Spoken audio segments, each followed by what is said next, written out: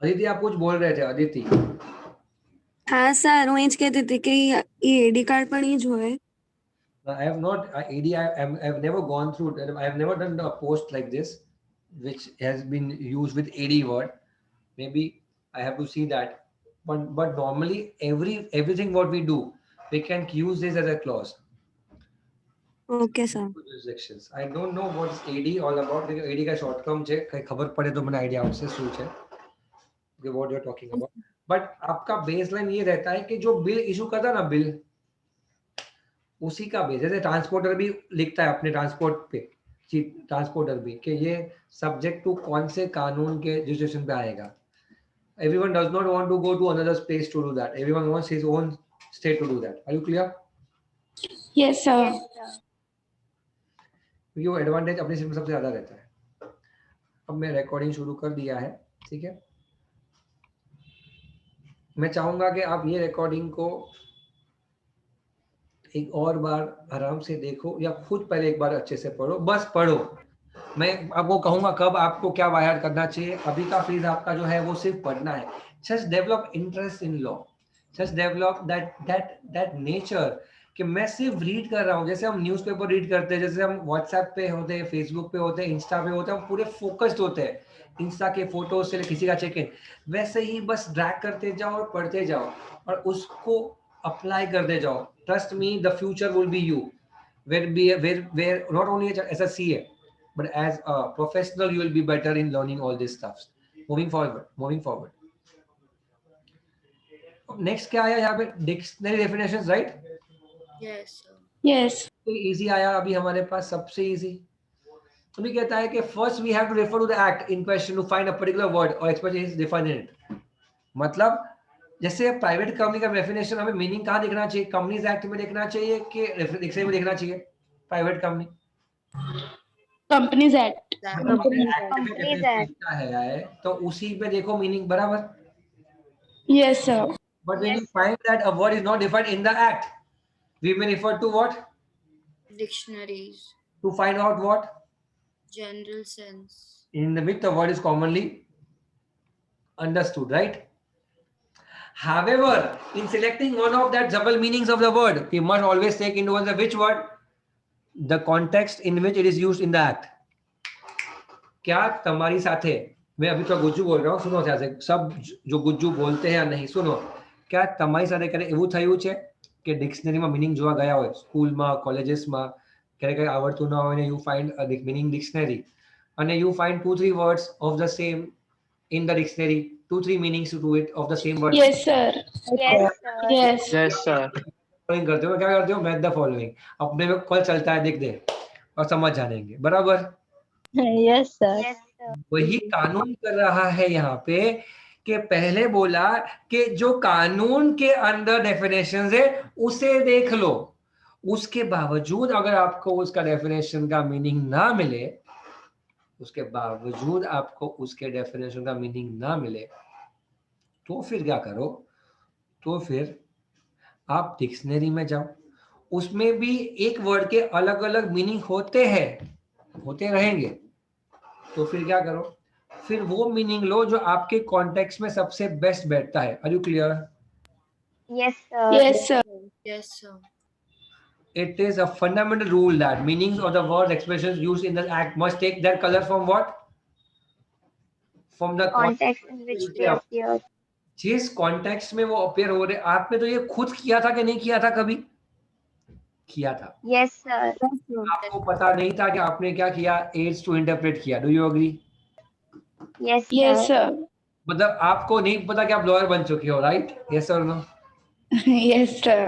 चलो, आपका पांचवा मीनिंग, पांचवा एक्सटर्नल एड कौन सा है? पांचवा एक्सटर्नल एड कौन सा है? Use of Foreign decisions. अगर कोई नया लॉ इंडिया में आया, कौन सा लॉ? नया के चुना? नया. Naya.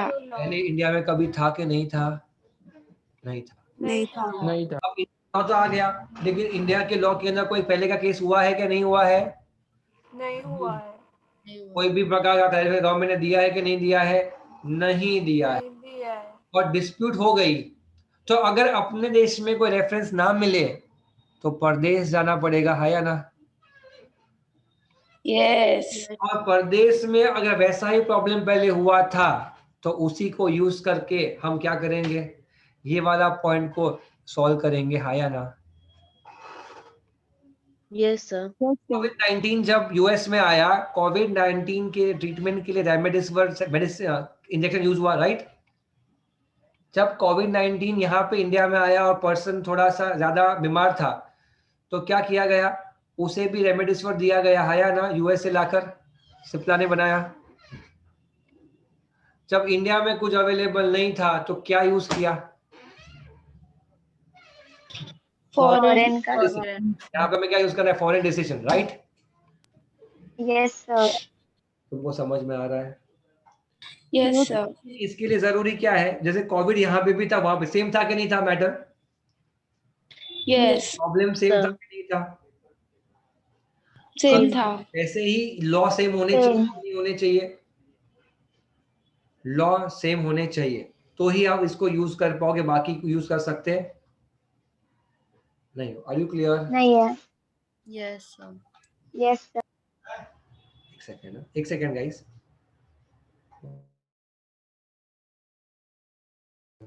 ओके, तो फाइनली फॉरेन डिसीजंस कब यूज होंगे? नंबर 1 देखो, laws are similar to ours, important point, क्या हमारे उसके लॉज सेम है, right? Yes, sir. Number 2, prime importance किसका है? Language of the Indian statute. Indian statute. इसी को करते हैं तो इंडियन वैक्सीन बहुत ही रिलायबल है, काइंडली ट्रस्ट योर वैक्सीन। जब भी आपका राउंड आ जाएगा अपनी वैक्सीन टाइम पे ले लेना, राइट? कौन सी वैक्सीन? Indian.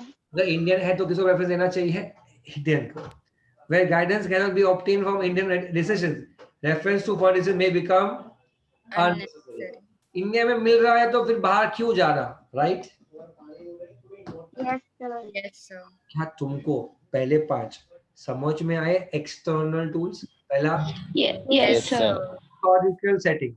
सी Yes, मैं sir. यहाँ पे मेरा फोकस बाहर करवाना कभी था ही नहीं कि इसमें अगर इतना कुछ समझने के लिए है ना कि आप समझो तो भी मेरा पेट भर जाएगा।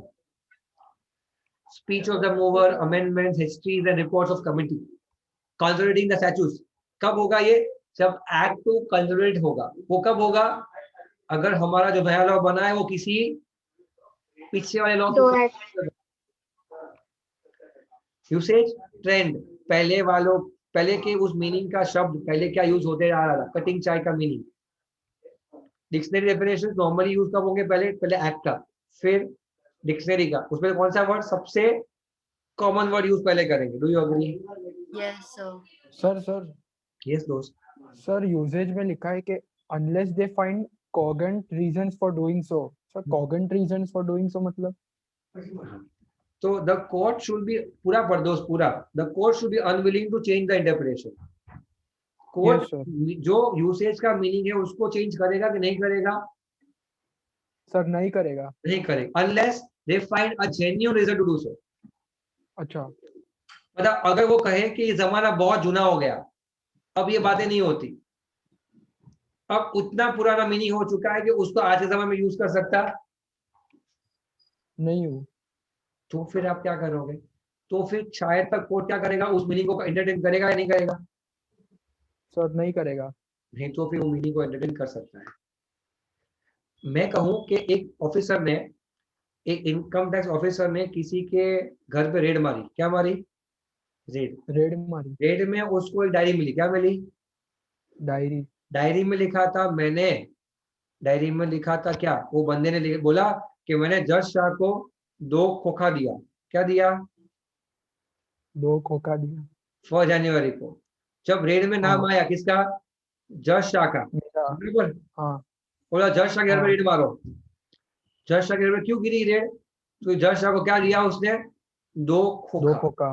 जज शाह बोला खोखा दिया था, बॉक्स था उसके अंदर आम की पार्टी दी थी 2, तो दी, उसमें क्या गलत किया? हाँ। तो जज शाह 2 खोखा का मतलब क्या होता है यूसेज में? यूज, हाँ। क्या होता है बोल? Can someone tell me? Sir 2 lakh. 2 lakh. नहीं, 2 पेटी मतलब 2 लाख बेटा। 2 CR ना सर, 2 रहता है 2 2 करोड़। अब आप कोर्ट में जज साहब ये बोले कि साहब मेरे हिसाब से जो खोखा मतलब खोखा लिखा है, खोखा खोखा का मतलब उसके हिसाब से क्या है, मेरे को ये 2 बेटी। आम का बेटी दिया, पेट बराबर। पेटी। कोर्ट क्या बोलेगा, मेरे को हाँ क्या समझा तूने, बराबर। हाँ मेरे हिसाब से इसका मीनिंग क्या होता है, जो सालों से आते आ रहा है, और वो क्या है, हाँ सर। Yes, sir. वो क्या है, Yes, हाँ sir. मतलब पैसा। करोड़।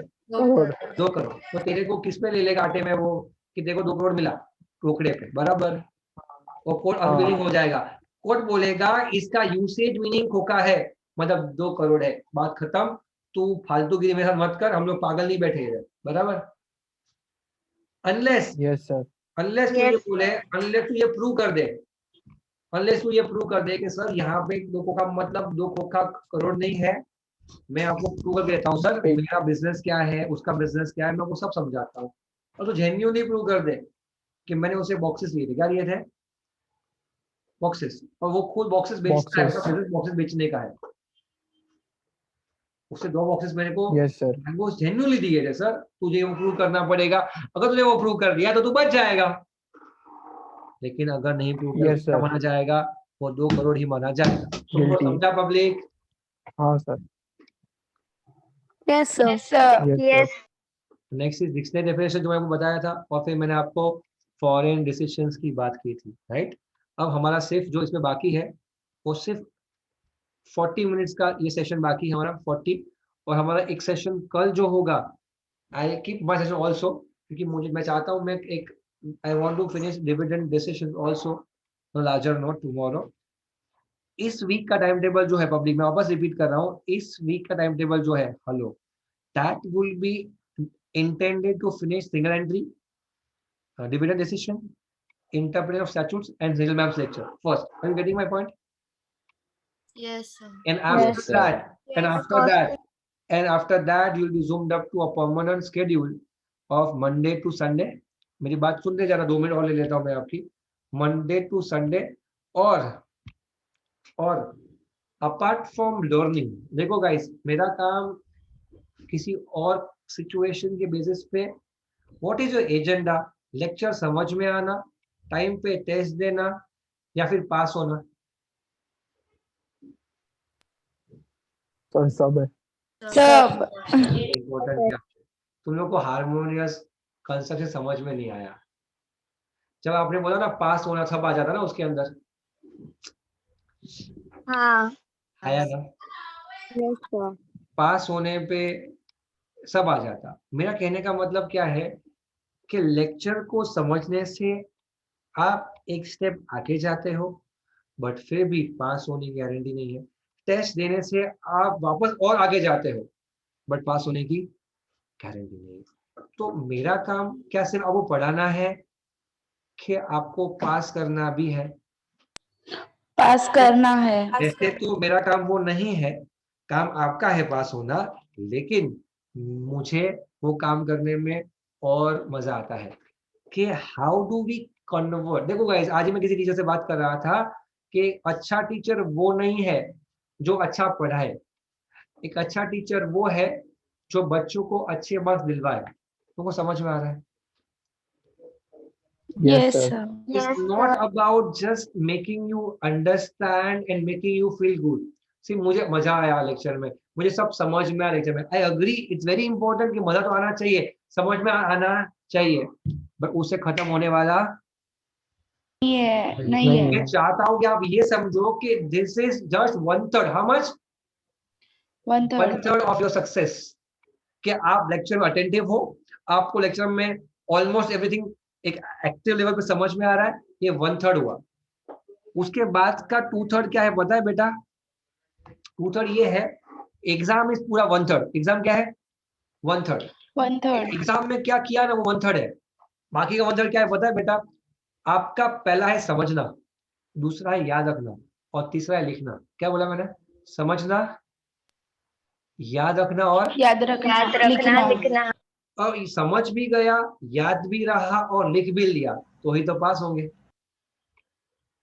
लेकिन अब हम Yes, क्या sir. कर रहे हैं, Yes, sir. अभी के लिए हम क्या कर रहे हैं, समझ रहे हैं। Do you agree? फिर जब आप Yes, sir. टेस्ट दे रहे हो, जब आप टेस्ट दे रहे हो तो आप उस एफर्ट ले रहे हो कि कैसे हम लिखेंगे, एग्जीक्यूट करेंगे। Do you agree? और Yes. जब आप रिवाइज कर रहे हो तब आप याद रखने की कोशिश कर रहे हो। Do you agree? Yes sir. तो हमारा टोटल टाइम पीरियड को हमें ऐसे ब्लेंड करना है, समझना, याद रखना और लिखना। दुनिया के 100 में से 80 बच्चे सिर्फ एक ही चीज पे फोकस है। कौन सा चीज पता है? समझना। कॉन्सेप्ट समझ में आना चाहिए, कॉन्सेप्ट समझ में आना चाहिए, कॉन्सेप्ट समझ में। क्या कॉन्सेप्ट? कॉन्सेप्ट तो सिर्फ क्या है? 1/3 of total ability to pass. Do you agree, guys? Yes, sir. That is not the end, that is the start. मैं आपको क्यों कह रहा हूँ पता है? मैं कुछ दिनों में, मैं इस वीक बहुत डेंजरस बिजी हूँ because of this shuffle ups and all. Final C का बैच चालू है, इंटर का चालू है और फाउंडेशन के लिए मुझे कुछ क्रैश कोर्स लॉन्च करना है, एवरीथिंग। मैं तुम लोगों के लिए एक छोटा सा Excel plan with every day का क्लास वर्क नहीं, your daily homework schedule. Homework मतलब योर प्रिपरेशन फॉर डे। तुमको समझ में आ रहा है? मैं चाहता हूं कि तुम्हारे पास एक पूरा परफेक्ट प्लान हो कि एवरी डे दृष्टि कितना घंटा अवेलेबल है पढ़ने के लिए, एवरी डे दृष्टि कितना घंटा पढ़ रही है, उसमें उसने क्या पढ़ा, उसमें कौन से सम्स मैंने रिवाइज करने को बोले थे, उसने वो रिवाइज किए कि नहीं किए। Every stuff has to be properly planned and every day once that planner is active now, तो आपका कुछ भी हो जाए, जब तक आप बीमार नहीं पड़ो ना, कुछ भी हो जाए, आपको आपके डेली टाइम टेबल का 2 घंटा, 2.5 घंटा या 3 घंटा, एक बार आप लेक्चर नहीं बैठोगे तो चलेगा, लेकिन अगर आपने रिवीजन नहीं किया तो नहीं चलेगा। तुमको समझ में आ रहा है? लेक्चर नहीं बैठे ना गाइस, तो आपने सिर्फ वो चैप्टर का वो पार्ट मिस किया। Do you agree? Yes, sir. But अगर आपने रिवीजन नहीं किया ना, तो आपने अभी तक जो पढ़ा है ना वो मिस किया। Do you agree? Yes. Yes, sir. Yes, sir. नया करने में पुराना तोड़ना कैसा है? मुझे डर लगता है, क्या पता है? मेरा बच्चा तुम लोग मुझे ये ना बोलना कभी। मुझे डर लगता है जब हम मई जून में आए, जुलाई में आए, क्लासेस खत्म हुए, आप घर में पढ़ाई कर रहे हो, सर मुझे याद नहीं आ रहा है, मैं भूल गई सब। तुमको समझ में आ रहा है मैं कहाँ लेके जा रहा हूँ तुम लोगों को? मैं तुमको जुलाई में लेके जा रहा हूँ, जुलाई सितंबर में। उस दिन मुझे कोई कहे कि सर मैं भूल गई, ब्लैंक हो गई हूँ, वो दिन मुझे नहीं चाहिए। और ऐसा कब होगा? अगर हमने अभी क्या नहीं किया, Revision. रिवीजन नहीं किया। I want to just fight with the subject. इतना फाइट हमें करना है सब्जेक्ट से, कुछ भी हो जाए अपन फेल नहीं होंगे। नहीं होंगे। आई सी यू नेक्स्ट क्लास। मेरे को बहुत कुछ बोलना है बट मैं नहीं बोल पाऊंगा लेक्चर से आगे। Bye bye, take care, see you, bye bye. Bye, sir. Bye bye. Bye, sir. Bye, sir. Brain, bye, sir.